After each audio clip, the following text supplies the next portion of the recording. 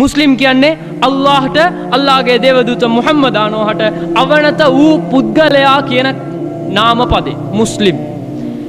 මුස්ලිම් කියන එකට අල්ලාහගේ දේවදූත මුහම්මද් ආනෝ මෙන්න මෙහෙම එතුමාට ශාන්තිය සමාදානයක් වේවා. එතුමානෝ මෙන්න මෙහෙම නිර්වචනයක් දෙනවා.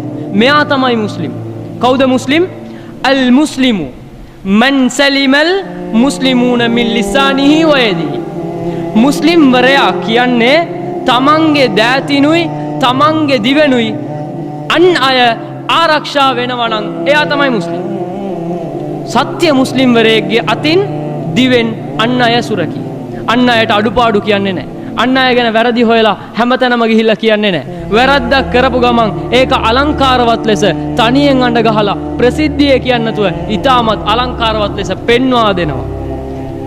එතකොට මා දයාබර සහෝදරවරුනි මුස්ලිම් වෙලෙක් කියන එකට සත්‍ය නිර්වචනය. අන් අයට කරදරයක් වෙන්න බෑ. වචනයක් තමයි හැම දෙයකටම මුල වෙන්නේ.